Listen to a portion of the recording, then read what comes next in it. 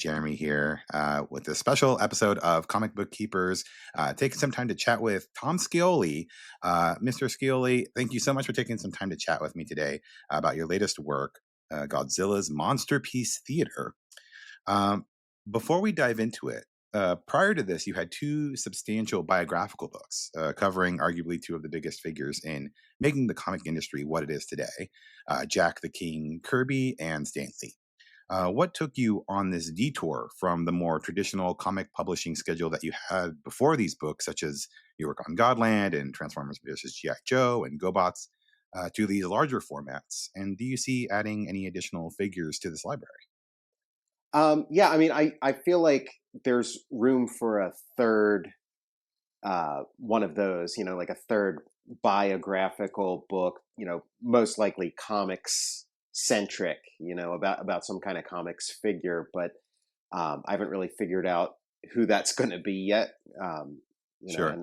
I'm not, in it like cornered where it's like, oh, I got to come up with somebody, it's Yeah, not yeah. that You've got moment some yet. time. You can run the Hmm. field a little bit. For sure. Yeah.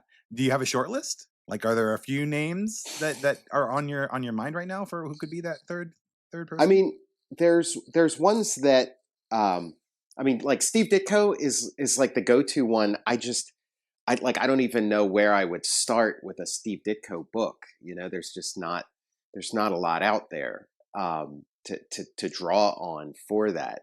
There's very few interviews and things, and so so there's one, and then um, yeah, and then I don't know. Um,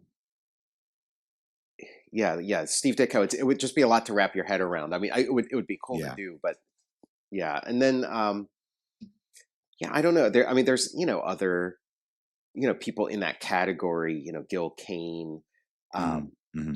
Wally Wood. Um, there's just you can go down the list of those names. I mean, Frank Miller would be interesting, although I mean he's still around and telling his own story. So Sure. Yeah. Yeah, no, those are all good options, and I agree with Ditko. It's unique because he is such a recluse, right? Like it is so difficult to kind of pin down. Maybe you can get some of the biographical stuff down, but then getting insights into who he is as a person, how he interacts with the community, and everything else. Like you have the letters, like the occasional letters that you'll hmm see pop up, but is that enough? To really sink your teeth into and deliver, honestly, such great pieces like you did with the Kirby and the Stan Lee books, which if you're listening to this, I would highly recommend you go seek these out. You really did a great work with those. So whatever the third one is, I'm sure it'll be great. So yeah. turning our attention back to the title at hand, Monsterpiece Theater, reading through it, I definitely felt as though I had been transported back to the early days of comic books, taking established literary figures like Gatsby, like Sherlock Holmes, like Victor Yeats, which was a great plug, by the way, and thrusting them into this unpredictable, absurd scenario involving an ongoing battle with Godzilla.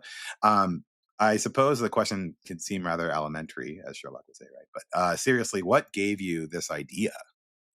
Yeah, I mean, I'd been trying to get some kind of Godzilla project going for a while, for years, and we'd been, in discussion, for a few years, and with multiple editors and different people at IDW, and just trying different things. And as the conversation went on, it kind of, you know, it intersected with that moment where there were a bunch of things entering the public domain, and it was just kind of on everybody's mind of like, oh, Steamboat Willie is going to be in the public domain, and all these different things, and the last of the Sherlock stories is going so like Sherlock Holmes will be completely in the public domain, all these different things. So the conversation just kind of, that was kind of what was on everybody's minds to begin with, and so then the conversation just kind of wandered into, oh, public domain. What kind of public domain stuff is there?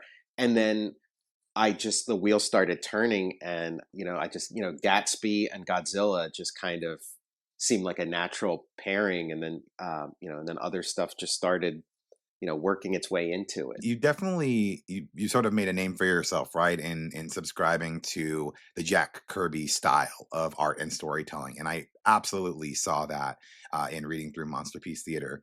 Do you think that this style can still bring in new readers and expand the existing audience of comics, or do you think that that's still more of like a, I don't want to even say nostalgia, because obviously, like, Jack Kirby is, he's the king, right? Like, he delivered some amazing stories. He helped give birth to all these amazing superheroes, and the way that he told his stories was so fantastic. But there is also that kind of separation, right? Every year we get further and further away from that time and that vocabulary and that structure. And so, do you think do you think that still has a pull? I mean, the virtues are still there. So, I mean, I even in the very beginning when I like first started working in sort of a Jack Kirby, uh, style or mindset, um, it wasn't from a point of like, oh, this is gonna be fun for everybody who remembers Jack Kirby. Like I wasn't really somebody who, like I grew up with Jack Kirby, but in sort of like a generation removed from it. So it was more like just sort of like me responding to just the virtues of the Kirby, approach, and just that those things, um, just really spoke to me, all those decades after he had done his major work. And so I feel like those virtues are still there and can still win over a new audience. They're sort of evergreen.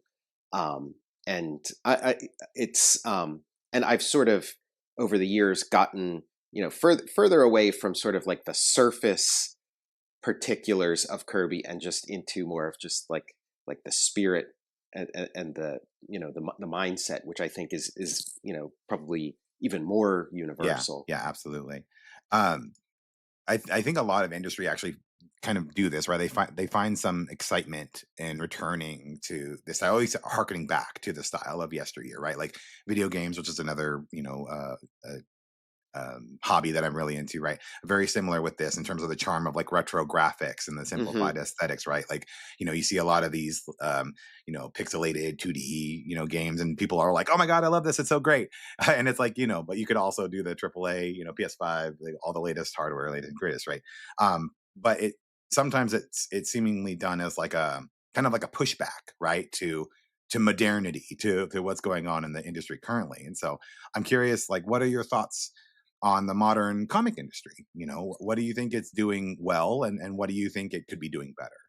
Yeah, I mean it's definitely like there's an opportunity there, like um, using sort of flat colors and um, line work that's sort of softer focus does make it stand out, just because sort of the like the standard look of modern comics is a certain way. So it when things sort of have moved on to a certain mode, um, that does present an opportunity that, okay, well, there's this way of doing it that isn't that's a little bit fresher, that hasn't been seen as much lately. So that sort of allows me to do that thing.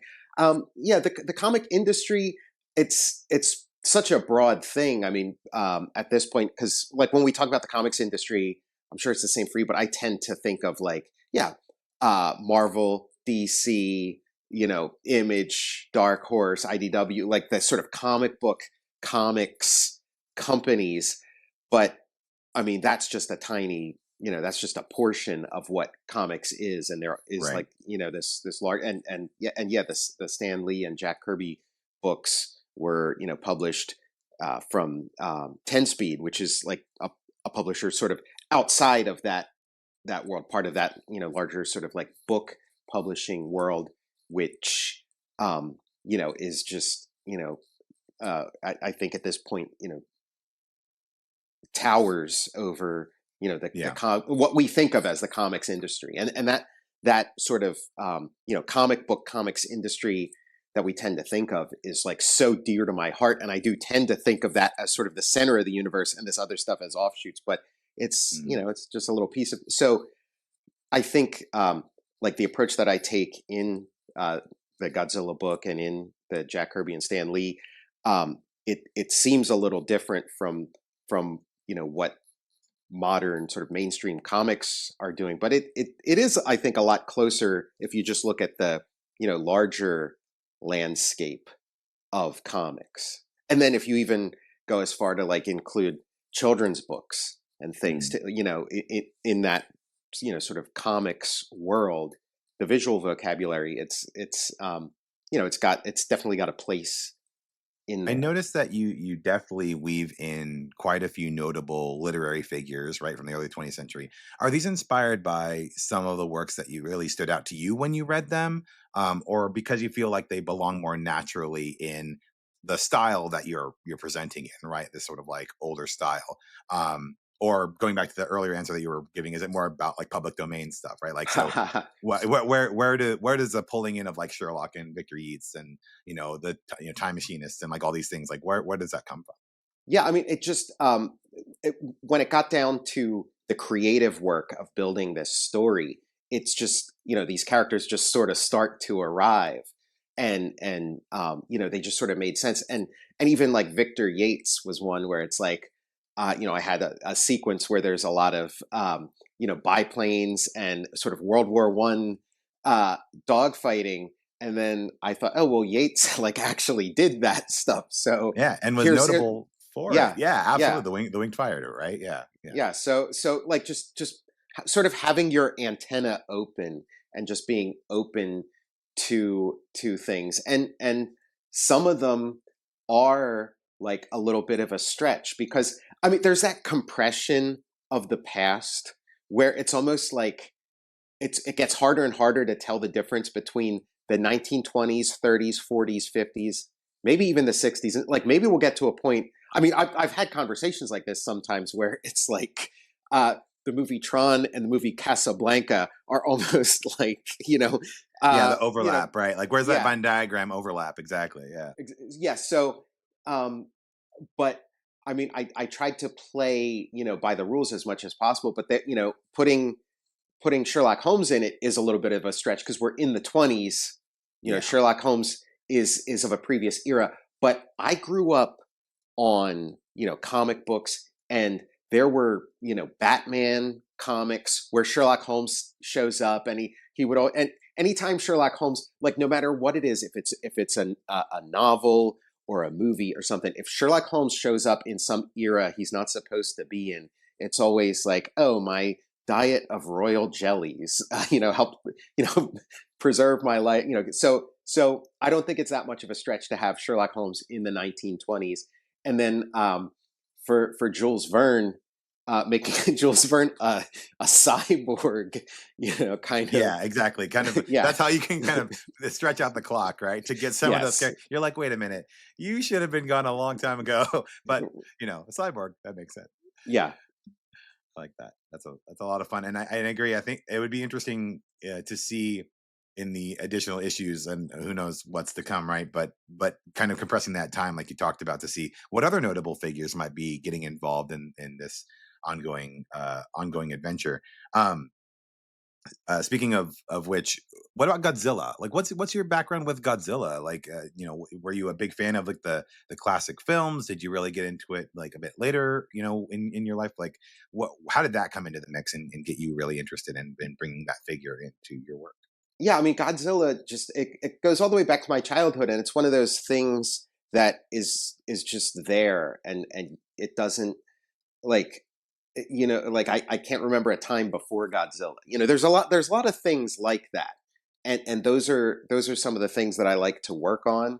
In terms of like licensed comics or whatever, it is these things that just feel like they've been around forever. And Godzilla was one of those. And I guess, I mean, when I was little, there must have been some kind of like wave of Godzilla mania, because it would have been like late 70s, early 80s, my earliest memories. And it's there was the Godzilla Saturday morning cartoon was still running, and it was the Doug Wildey cartoon, and Godzilla was kind of scary, but the people in the cartoon could like press a button to summon Godzilla to like help them.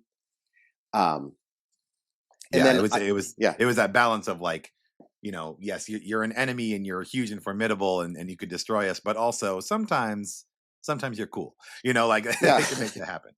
yeah, and they'd have the movies on, like the UHF channel, that you'd see the movies and you'd watch it, and it was unclear. Like it was even more obscure in the movies, especially if they're playing a different movie every week, depending on which movie. It's like what's the deal with Godzilla? Seems pretty scary, but then sometimes Godzilla's there, kind of defending the world, and is like a friend to kids and things. So I just was just really fascinated with Godzilla, from an early age, and then revisited it at various points throughout my life, and now I'm just kind of solidly just super into Godzilla, and I feel like, I mean, I imagine a lot of people have that similar experience, that it's just like it's just this thing that's there, these Yeah. toys that kind of end up in your life, and you don't even know like where they came from, maybe like a hand me down or something. Right, right. You're like going through the attic or the basement or your old toy chest, and you're like, when did I get this Godzilla toy? Or like, Hmm. oh yeah, I remember I used it to like terrorize my GI Joes or whatever. And then I think to your other point in terms of like the more immediate memory, last year we had Godzilla -1, which of course did very, very well in theaters. And so I think that really pushed it kind of into the forefront of a lot of conversation in terms of, people going back to the movies and being interested in seeing more Godzilla. And then and it's on both sides of the coin, right? Because there was the very kind of cinematic, very serious, very heavy -1. And there was also the very campy, Godzilla and King Kong, Hmm. right? Or Godzilla X Kong. And so kind of on both ends of the spectrum of Godzilla, you had, you had media pretty much everywhere. And so I think it's really difficult for Godzilla to exit the, I think, pop culture collective consciousness, right? So I think that's always a good one to fall back on. Um Yeah, Godzilla is really here. Like it, um, between like the time I started working on, Godzilla, like a Godzilla project in general, just trying to get some kind of project going, and now it feels like Godzilla is like even more in the forefront. Maybe reaching like an apex. I don't know how long you can sustain a moment like this, or if you can build further. I mean, an Academy Award is, that's a pretty big deal. So yeah, absolutely, absolutely. So, and I must have gone back to see that movie like 4 times in the theaters. Like I saw it like 3 times in color, and I saw it in black and white. So it's a great movie. Anybody listening to this knows I already kind of raved about it on the podcast before, but go watch Godzilla -1 if you haven't already. Um, so the Monsterpiece Theater series is due to have 3 issues, I believe. yeah, And so, three issues. yeah. And so is your hope to expand on this as a sort of anthology, or would you be content with this sort of like one-off thing, like you're planning, hey, 3 issues, done and dusted, put a bow on it and walk away? Or can you see yourself, digging in a bit more and doing like another set of 3 or a set of 6 or something like that to further expand this world? I mean, the way I generally operate is I sort of come in and do like my statement or my take on whatever it is, and then I sort of get out and move on to the other thing. And that's kind of how, I mean, that's how I like to do, just kind of give you everything I got on this thing. But looking back, I do sometimes wonder, like, oh, what if I stayed on Transformers versus GI Joe and did that, and just ran it into the ground. You know what I mean? Like Yeah. it's so great to leave on a high note, but so much of comics history, and I look at my hero Jack Kirby, where he'll do like 100 issues or something, and so it usually reaches a point where you can tell he's sick of it. But then somewhere before that, he does like, sort of magical things where when you think you've exhausted every possible, Godzilla idea that you have, or Fantastic Four idea, or Transformers idea, then like your brain kicks into this weird zone where some magical things can really Like a happen. So flow I do state, wonder. right? It's like a Exactly. flow Yeah. state. Yeah. Because it does feel like, with, Fantastic Four, when I finished the Fantastic Four Grand Design, strangely enough, afterwards, I thought, you know what? I have some more Fantastic Four stories that, so I feel like by the time I finish this, I'll get so comfortable drawing Godzilla, and then it'll be time to stop. So, I mean, I think I am just gonna, just kind of do this, and then move on to some other stuff. But I'm not completely against the idea of, Coming back to doing 100 Godzilla comics, and it. losing my mind at some point. Well, I mean, you bring up a good point. I mean, Claremont's X-Men, right? Like Yeah, these series where creators are on a franchise, or on a team for a very long time, you're gonna have your ups and downs. But like you said, surprisingly, like when they're 8, 10 years into this stuff, you're still like, wow, like that's something new and different, which you wouldn't expect. And I think the creative, right, gets to a point where they're like, they're scratching their head, they're trying to figure out how to do something new. And it's sometimes it's in kind of revisiting something they've done previously and giving it a twist or a tweak, and it's like, oh, that is very new, that is really interesting, right? um so sometimes it's the longer that you're with something, the more opportunity there is to find something really exciting. You got to keep digging, right? yeah. I mean, just like studying the Fantastic Four, those early stories, they reach a point where they do start just sort of telling the same kind of story. It's always, a new event. Like, this is what's happening to the Fantastic Four today, but it'll be variations on similar stuff that came before. Alien invasion stories, and trying different twists, and then just doing that enough times, then they hit, like the Silver Surfer Galactus thing, which again, both of those elements were sort of variations on themes that they had been doing, all those issues previous. And I don't know that you necessarily get to a story like that without all that, practice of like Right. sort of doing Yeah. the, running through it again and again, and then you hit that. Yeah. Well, I'm sporting my Silver There you Surfer go. shirt Yeah. today. Big fan of Silver Surfer. So I maybe I'm biased, but I'm glad that they went through the iterations before they got to Silver Surfer and Galactus, because obviously it brought us something really special. Um, so speaking of, you're saying, kind of finishing this up, maybe moving on to what's next. We'll see, right? If you want to do 100 Godzilla comics and lose your mind, we'll find out. But what is next? Anything that you'd like to share as a plug for our listeners to keep an eye out for from you, and or other ways that they can help to support your work. Yeah. I mean, the next thing I have lined up after this, once I finish this Godzilla series.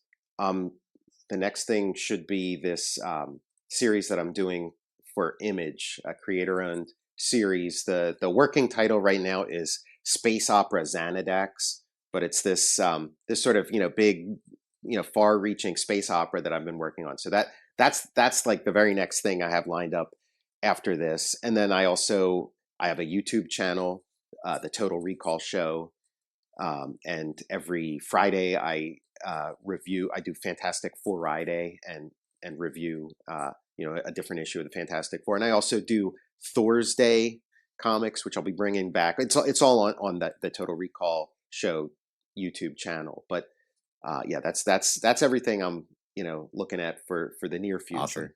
And the Godzilla Monsterpiece Theater is coming out next week, I believe.